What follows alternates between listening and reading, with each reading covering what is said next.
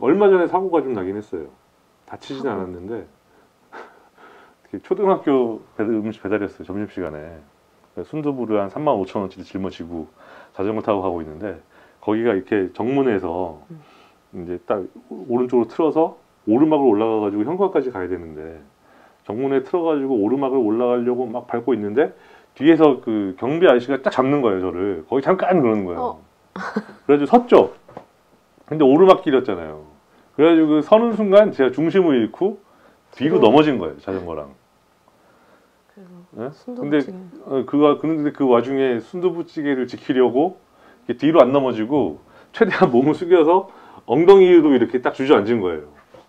그래가지고 순두부찌개도 지켰고 제 몸도 지켰는데 자전거 뒤에 휠이 휘어가지고 그게 큰일이네요. 네, 그래서 수리비가 6만 원 나왔거든요. 책에도 나왔지만 배달을 많이 시키시는 편은 아니셨나 봐요. 네네. 네, 근데 저는 진짜 많이 사용하고 있거든요. 1인 가구이기도 하고 네. 그러니까 식사나 마켓이나 이런 게 너무 잘 되어 있어서 배민, 쿠팡, 마켓컬리 기본으로 쓰고 있으면서 쿠팡 와우 회원이고 그 비마트, 이제 비마트도 많이 활성화됐으니까 그래서 간식조차 이렇게 배달을 시키는 게 맞나 싶으면서도 너무 편하니까 자꾸 이용하게 되는 것 같아요. 근데 자꾸 이용을 하니까 저는 너무 편한데 기사님들에 대한 그 안전 보장이 안 됐다, 안 좋은 일들이 일어났다 이런 기사들을 보면서 내가 이용자로서 이렇게 많이 주문하는 게 도움이 되는 걸까 아닐까 죄책감도 좀 약간 들게 되고 많이 주문해 주셔야 저 같은 사람들이 많이 먹고 살죠. 그렇죠. 그래서 이걸 줄이면 네. 일자리가 또 줄 것 같고 네.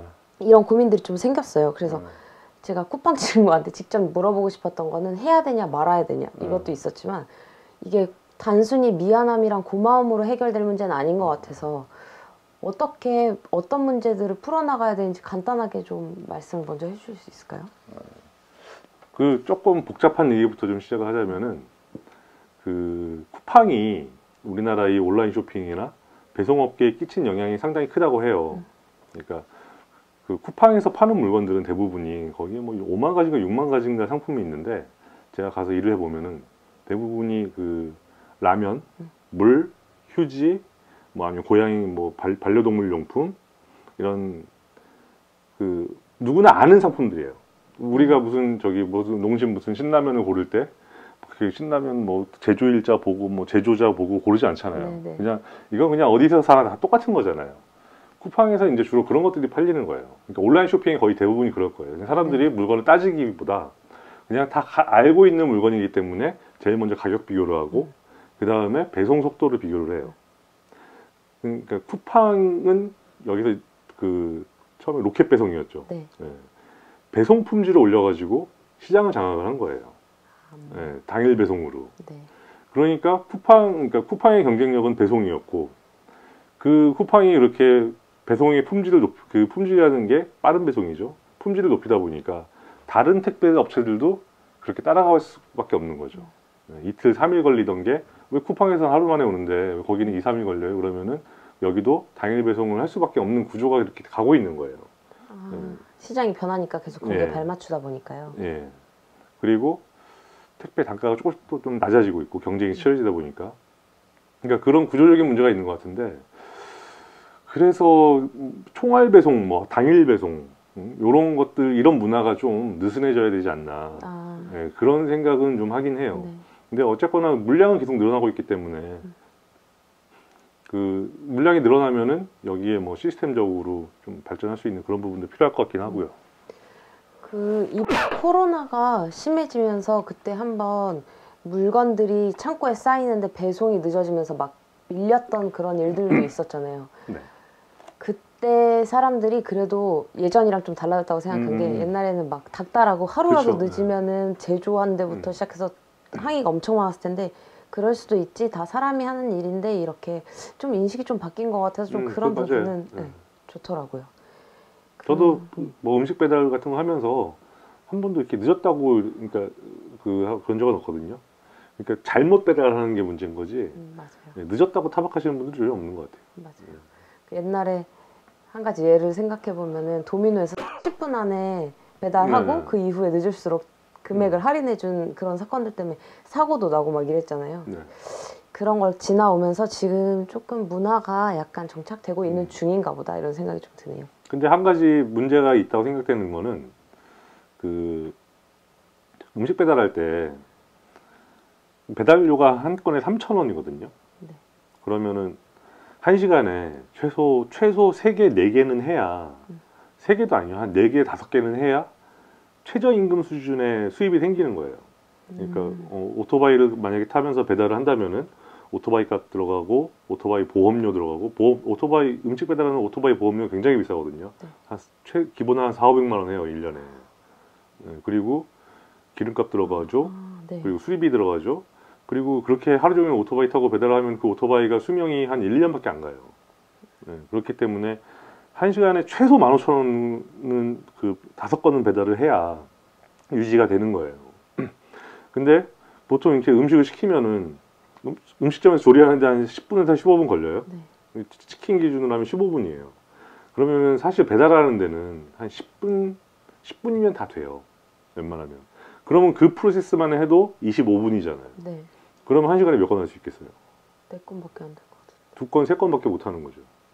네, 한 2건. 예. 그러니까 그 배달 기사들이 한 번에 여러 음식점에서 음식을 담아가지고 여러 군데를 가는 거예요. 그렇게 해야만 그 수지 타산이 맞는 거고. 근데 뭐 한 번에 이렇게 한 대여섯 개를 담아가지고 그걸 또 막 배달하려면은 마음이 급해지잖아요. 맞아요. 그러다 보면 무리하게 되고 뭐 신호 위반 뭐 이런 것도 생기게 되는 거고. 맞아요. 무리하다가 사고가 나는 거거든요. 배달하는 오토바이 보면은 신호 지키는 건 거의 없는 것 같아요. 왜냐면 빨리 가야 되니까. 빨리 가야 뿔면 안 되니까. 그런 것들. 그러니까 뿔면 안 되는 것도 있지만 그게 이게 소비자 입장이었고 맞아 라이더에서. 그러니까 만약 그래서 배달 기사는 하루 최소 30건 그 기본 한 50건은 해야 어느 정도 그래도 한 200에서 250만 원 정도 수입이 생긴다고 해요. 근데 50건을 하루 8시간 동안 하는 게 아니잖아요. 네. 음식 시키는 시간이 따로 있잖아요. 점심시간, 저녁시간, 야식시간. 몰리니까. 네, 그 피크 타임에 최대한 많이 그 소화를 해야 되는 거예요. 그게 사실 있죠. 조리가 되면은 바로 라이더한테 전달이 되는 줄 알았는데 사실 가서 대기하는 시간도 있고 그쵸. 또 올라가는 시간이 있고 이래서 그게 시간이 더 늘어나나 봐요. 그러니까 이런 시장이 너무 커졌는데 제도나 보호하는 법이나 이런 게 아직 못 따라가는 것 같아요. 얘기를 나누면 나눌수록.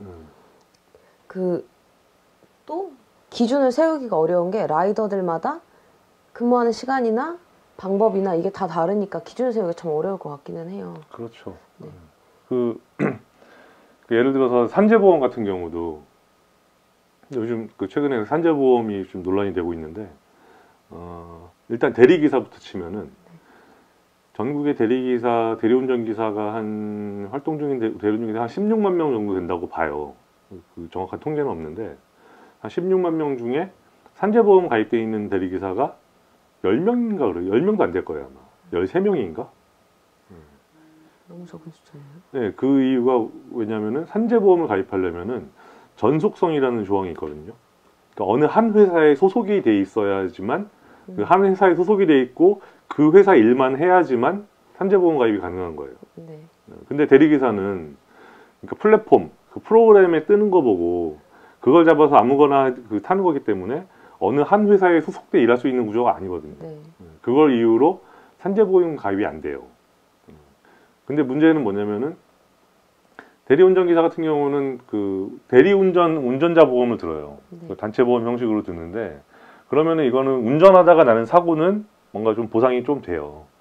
근데 그러니까 그 고객 만나러 가는 길에 뭐 어디 보도블록에 넘어진다든가 뭐 계단에서 구른다든가 뭐 아니면 뭐 그렇게 해가지고 뭐 일을 한 일주일 쉰다든가 그러면 전혀 보상 못 받는 거예요. 아, 근무 시간 내이긴 했지만 운전하는 그쵸. 게 아니었기 네. 때문에 어디까지나 그 운전자 보험은 운전에 관한 보험이기 때문에 그거에 대한 피해가 생겼을 때는 그렇죠. 그냥 무상으로 지금 자기가 무급으로? 다 손해인 거예요, 그냥. 네, 예.